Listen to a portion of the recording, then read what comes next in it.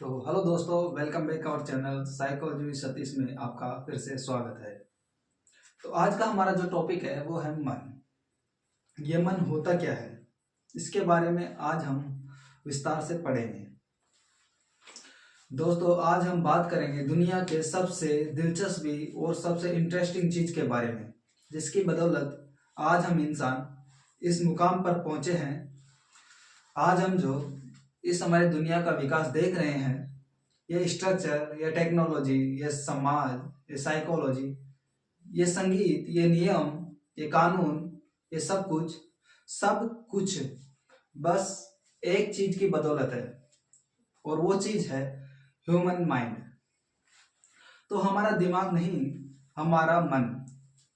याद रहे दोस्तों, इस वीडियो में आज हम ब्रेन की नहीं, माइंड की बात करने जा रहे हैं। ब्रेन की बात जो है हम अगले वीडियो में करें। ब्रेन और माइंड, दिमाग और मन में बहुत बड़ा अंतर है। ब्रेन यानी कि दिमाग एक ह्यूमन बॉडी का फंक्शन है, जिसे हम देख सकते हैं, छू सकते हैं, महसूस कर सकते हैं, जिसकी फोटो भी ली जा सकती है। लेकिन माइंड यानी कि मन, हम देख नहीं सकते, उसे छू नहीं सकते, उसके ना तो कोई फोटो या तस्वीर ली जा सकती है, लेकिन बस उसे महसूस किया जा सकता है। वैसे तो मन का ह्यूमन बॉडी में कोई एग्जिस्टेंस ही नहीं है, लेकिन वो है, और उसी के कारण आज हम इंसान इतने विकसित है।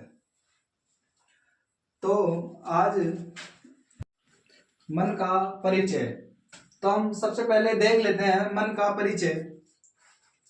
इसमें पहला है मन का परिचय।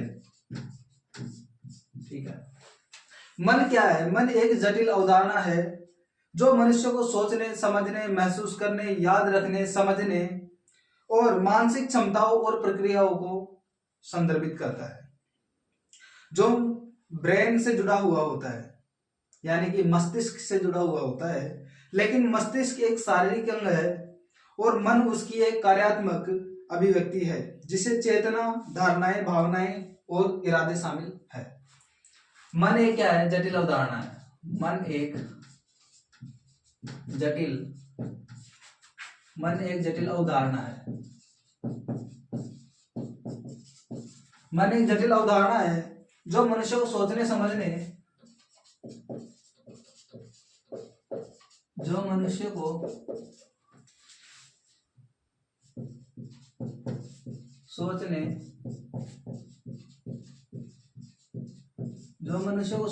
समझने, महसूस करने,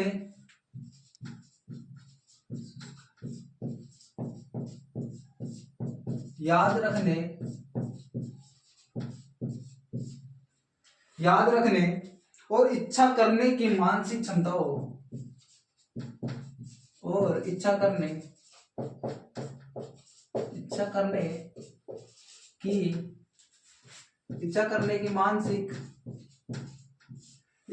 की मानसिक क्षमताओं और प्रक्रियाओं को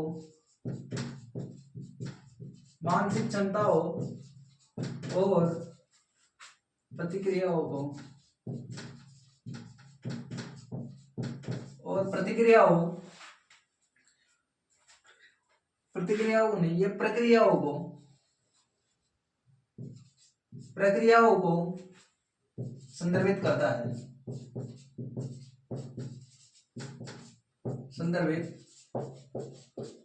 है। ठीक है, जो मस्तिष्क यानी कि ब्रेन से जुड़ा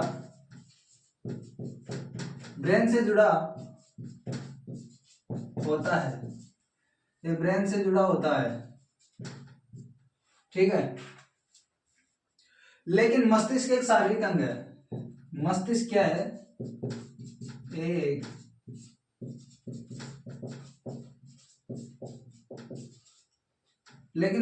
एक शारीरिक अंग है।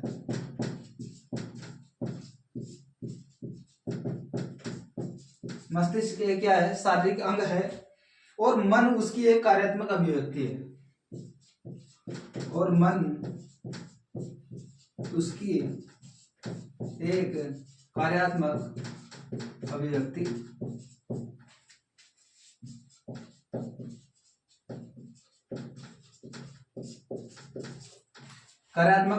है, जिसमें चेतना, धारणाएं, भावनाएं, जिसमें चेतना, धारणाएं, भावनाएं, चेतना, धारणाएं, भावनाएं और इरादे शामिल होते हैं, और इरादे शामिल होते हैं या शामिल है। ठीक है, ये इसका परिचय हो गया। मन एक जटिल अवधारणा है, मन को समझा नहीं जा सकता, मन चंचल होता है, इसको समझा नहीं जा सकता। जो मनुष्य को सोचने, समझने, महसूस करने या याद रखने और इच्छा करने की मानसिक क्षमता हो और प्रक्रिया को संदर्भित करता है, जो मस्तिष्क यानी कि ब्रेन से जुड़ा होता है। ये इस ब्रेन से ही सब कुछ कंट्रोल होता है। ठीक है, लेकिन मस्तिष्क एक क्या है, शारीरिक अंग है, ये एक फिजिकल ऑर्गन है। ठीक है, और मन उसकी एक कार्यात्मक अभिव्यक्ति है, और मन क्या है, उसकी एक कार्यात्मक अभिव्यक्ति है, जिसमें चेतना, धारणाएं, भावनाएं और इरादे शामिल होते हैं। तो ये इसका परिचय हो गया। अब आते हैं हम मन की परिभाषा। इसको मिटा देते हैं, इसको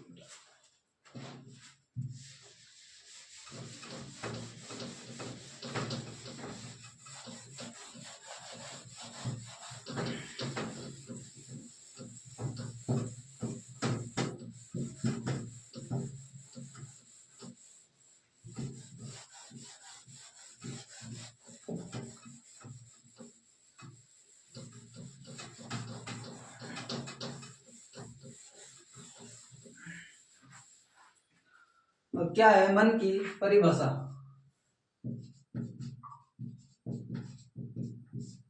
definition of mind, definition of mind. तो मन की परिभाषा क्या होती है? देखिए, मन वह मानसिक शक्ति होता है, या मन वह एक मानसिक शक्ति है जिसके द्वारा व्यक्ति सोचता है, समझता है, महसूस करता है, उसमें भावनाएं होती है, या फिर वह अनुभव करता है, याद रखता है, सीखता है और व्यवहार करता है। इन सब चीजों को हम मन की परिभाषा के अंतर्गत शामिल करते हैं। ठीक है, मन वह मानसिक शक्ति है, मन वह मानसिक शक्ति है, मन क्या है, मन वह मानसिक शक्ति है जिसके द्वारा व्यक्ति सोचता है, जिसके द्वारा व्यक्ति क्या करता है, सोचता है, जिसके द्वारा व्यक्ति सोचता है, जिसके द्वारा व्यक्ति सोचता है, समझता है,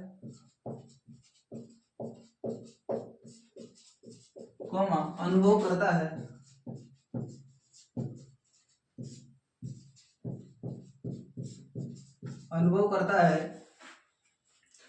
याद रखता है,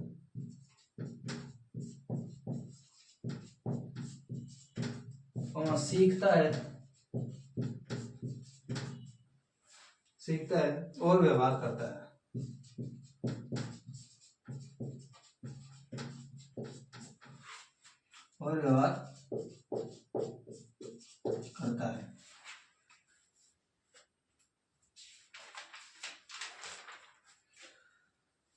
या फिर हम इसे आसान जो शब्दों में कह सकते हैं कि मन वह शक्ति है जो सोचने, समझने और कार्य करने में सहायता प्रदान करता है। हम इसे ऐसे समझ सकते हैं कि मन वह शक्ति है,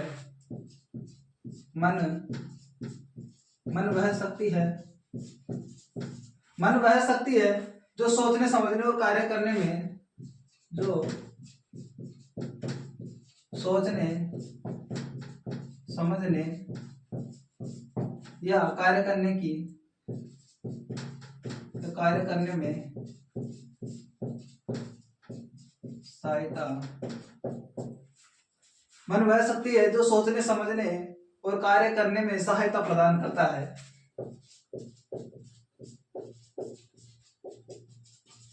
मन कहलाता है।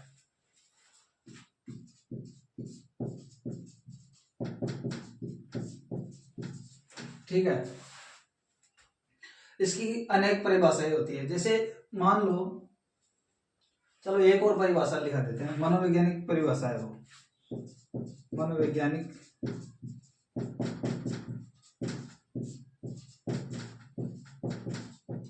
मनोविज्ञान के अनुसार, अगर आप किताबी भाषाओं में समझोगे ना तो ये बहुत ही कठिन है। किताबी भाषा मनोविज्ञान में बहुत ही कठिन है। ठीक है, मैं आपको व्यवहारिक भाषा समझा रहा हूँ। अगर आप किताबी भाषा समझोगे तो आपके बिल्कुल भी समझ में नहीं आएगा। ठीक है, मैं आपको व्यवहारिक भाषा समझा रहा हूँ और आपको व्यवहारिक भाषा के मतलब इसी आधार पे आपको पढ़ाऊंगा, किताबी भाषा नहीं पढ़ाऊंगा मैं आपको। इससे क्या है कि मतलब स्टूडेंट को व्यवहारिक भाषा जल्दी समझ में आती है और जो किताबी भाषा है वो कम समझ में आती है। वैसे किताबी भाषा ही चल रही है, लेकिन स्टूडेंट के है मतलब जो व्यवहारिक भाषा है वो जल्दी समझ में आती है। तो हमारी जो मनोवैज्ञानिक परिभाषा है वो ये है कि मन मनुष्य की वह आंतरिक प्रक्रिया है। मन मनुष्य की वह आंतरिक प्रक्रिया है। मन मनुष्य की वह आंतरिक प्रक्रिया है जिसके द्वारा अनुभूति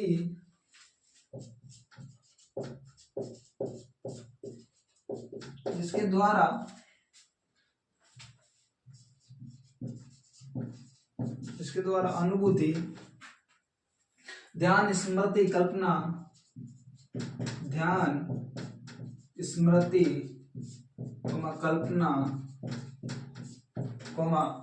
भावना और इच्छा का संचालन होता है। भावना और इच्छा का संचालन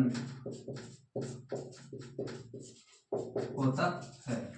यह मनोवैज्ञानिक परिभाषा हो गई। मन मनुष्य की वह आंतरिक प्रक्रिया है जिसके द्वारा अनुभूति, ध्यान, स्मृति, कल्पना, इमेजिनेशन, भावना और इच्छा का संचालन होता है, उसे हम मन कहते हैं। ठीक है, इसकी तीन परिभाषा हो गई है। अब इसके बाद में आता है मन की मुख्य विशेषताएं, कि मन की क्या क्या विशेषताएं हो सकती है।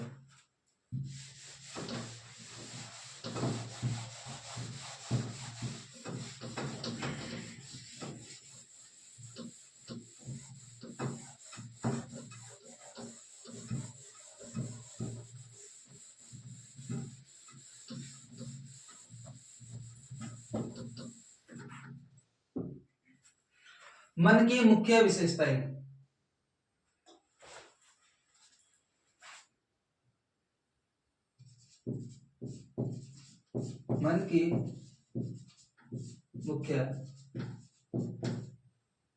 मन की मुख्य विशेषताएं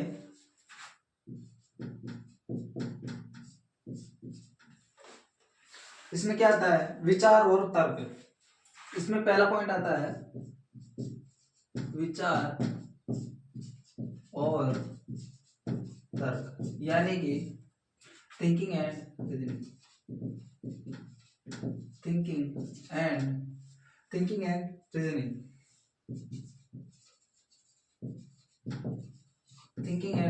ठीक है, इसमें पहला पॉइंट आता है विचार और तर्क। सोचने, समस्याओं को हल करने और निर्णय लेने की क्षमता। इसमें सोचने, समस्याओं को हल करने,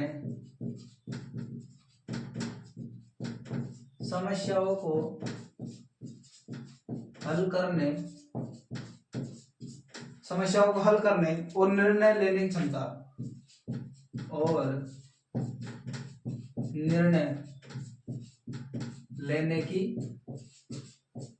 क्षमता विचार और तर्क के अंतर्गत आता है। ठीक है, इसका पहला पॉइंट कंप्लीट हो गया। इसका दूसरा पॉइंट आता है स्मृति। स्मृति को हम इंग्लिश में बोलते हैं मेमोरी। मेमोरी, ठीक है, जानकारी को संग्रहित करने और वापस लाने की क्षमता। जानकारी को संग्रहित करने, जानकारी को संग्रहित करने, जानकारी को संग्रहित करने और वापस लाने की क्षमता, और वापस लाने की क्षमता। ठीक है, सीखना और याद करना, इसमें क्या आता है, सीखना और याद करना। ठीक है, सीखना और याद करना। इसमें थर्ड पॉइंट आएगा अब, वो है भावना, इमोशंस।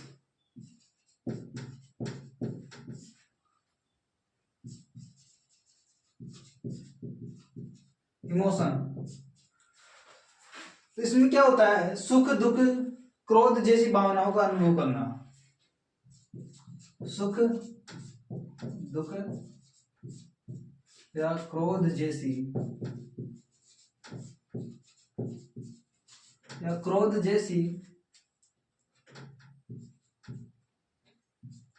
जैसी भावनाओं का अनुभव करना। क्रोध जैसी भावनाओं का अनुभव करना। ठीक है, इसमें चौथा पॉइंट आएगा चेतना और जागरूकता। चेतना और जागरूकता, चेतना और जागरूकता को हम इंग्लिश में बोल सकते हैं consciousness and awareness. Consciousness and awareness.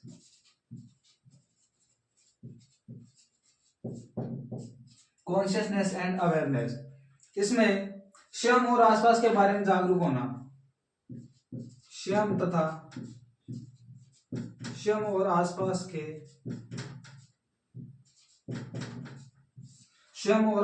के बारे में जागरूक होना।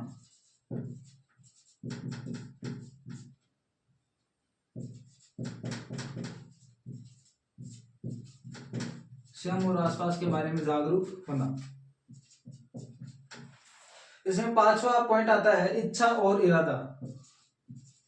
इच्छा और इरादा, यानी कि will and intention. Will and intention, चाहना और कुछ करने की इच्छा रखना। चाहना और कुछ करने की इच्छा रखना। चाहना और कुछ करने की इच्छा रखना, एग्जाम्पल के तौर पे जैसे गवर्नमेंट जॉब, इसका एग्जाम्पल हो गया गवर्नमेंट जॉब। ठीक है, छठा पॉइंट है हमारा धारणा। धारणा को हम इंग्लिश में बोल सकते हैं परसेप्शन।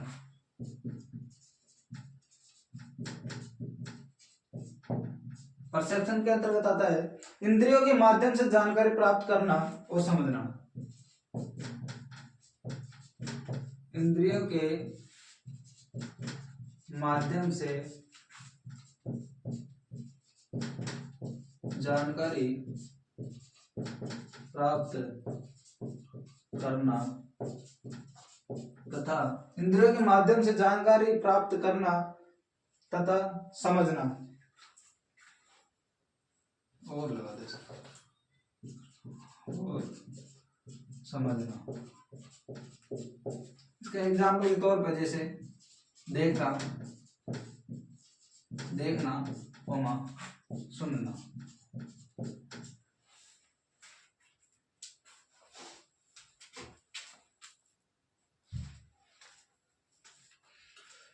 इसकी मुख्य विशेषता हो गई, ये 6 मुख्य विशेषता हो गई इसकी। अब हमारा जो नेक्स्ट टॉपिक है वो है मन और दिमाग में अंतर। मन और दिमाग में अंतर, माइंड एंड ब्रेन में क्या क्या अंतर होते हैं वो देख लेंगे।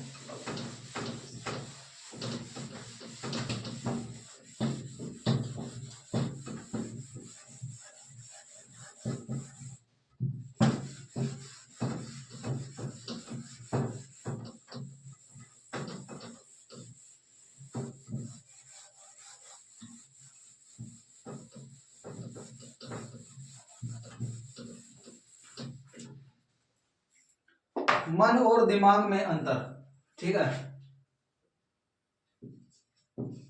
मन और दिमाग में अंतर।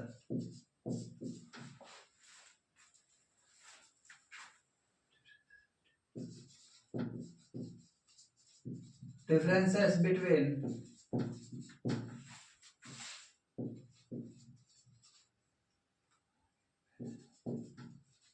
Brain and mind.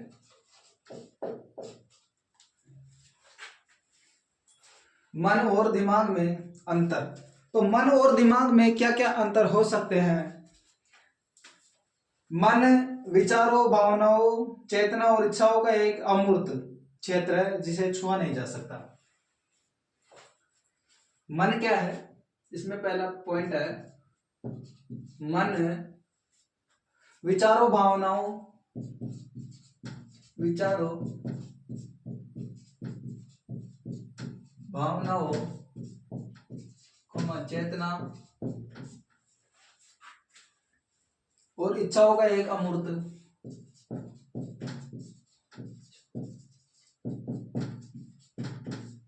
और इच्छाओं का एक अमूर्त इच्छाओं का एक अमूर्त क्षेत्र है। अमूर्त क्षेत्र है जिसे छुआ नहीं जा सकता। मन को कभी छुआ नहीं जा सकता।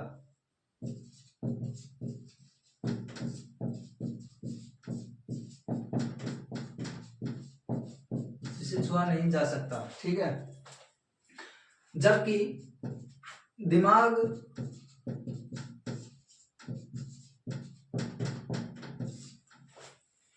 दिमाग एक ठोस भौतिक अंग है। जबकि दिमाग क्या है? एक ठोस भौतिक यानी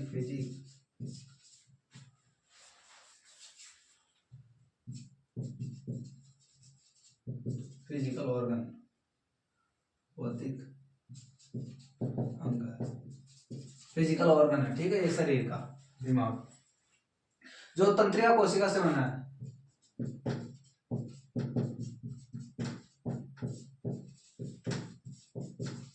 ये किससे बना है? तंत्रिका कोशिका से बना है। जो खोपड़ी के अंदर होता है, जो मनुष्य की खोपड़ी के अंदर होता है, जो खोपड़ी के अंदर होता है,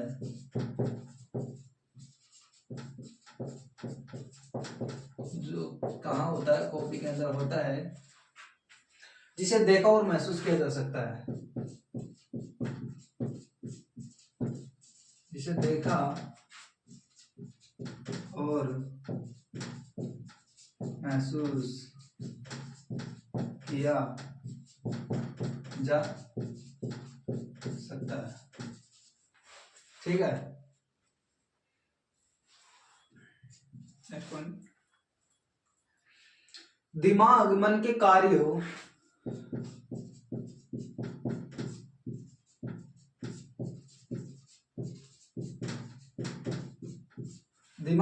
कार्यों जैसे सोचना और महसूस करना,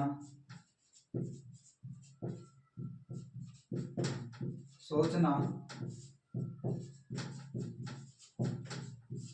महसूस करना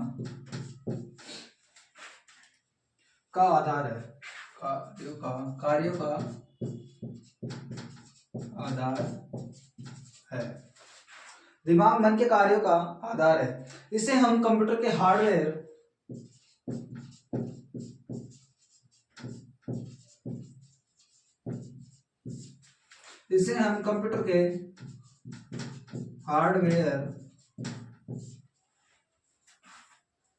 और सॉफ्टवेयर के रूप में समझ सकते हैं।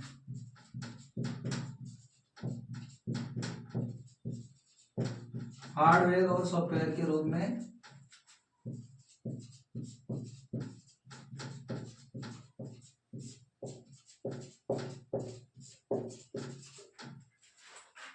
समझ सकते हैं। जहां दिमाग हार्डवेयर है और मन सॉफ्टवेयर है। जहां दिमाग हार्डवेयर है और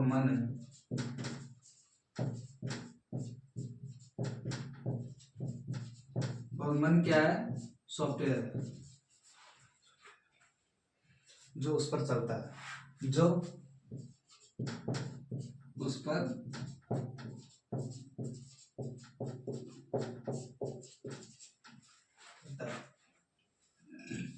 कंप्यूटर किस पे चलता है? कंप्यूटर सॉफ्टवेयर पर ही तो चलता है।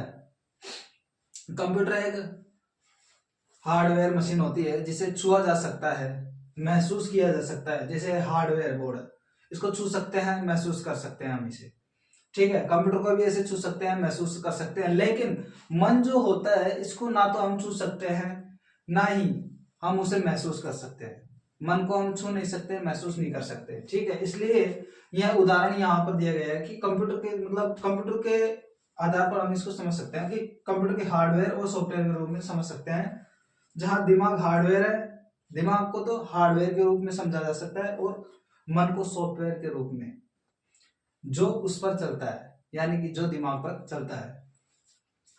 मन विचारों, भावनाओं और चेतना, इच्छाओं का एक अमूर्त क्षेत्र है जिसे छुआ नहीं जा सकता, ठीक है। ये बता दिए कि भाई मन को छुआ नहीं जा सकता, सीधी सी बात। जबकि दिमाग एक ठोस भौतिक अंग है, यानी कि ये शरीर का एक फिजिकली ऑर्गन होता है जिसे छुआ जा सकता है, जो तंत्रिका कोशिकाओं से बना होता है, जो नर्वस सेल से बना होता है, ठीक है। जो खोपड़ी के अंदर होता है, खोपड़ी के अंदर हमारे दिमाग में, ठीक। जिसे देखा और महसूस किया जा सकता है, जिसे देखा और महसूस किया जा सकता है। और ये हो गया दिमाग मन के कार्य, जैसे सोचना, महसूस करना, इसका आधार होता है, ठीक है। अब हम नेक्स्ट क्लास में पढ़ेंगे मन के टाइप्स। मन कितने प्रकार के होते हैं और उनके क्या क्या कार्य होते हैं, वो हम नेक्स्ट क्लास में पढ़ेंगे। तो हमारा पढ़ाया हुआ आपको कैसा लगा, वो आप हमको कमेंट के माध्यम से बताइए। और अगर आपको हमारी वीडियो अच्छी लगी तो आप इसको शेयर करें, सब्सक्राइब करें और लाइक करें। धन्यवाद।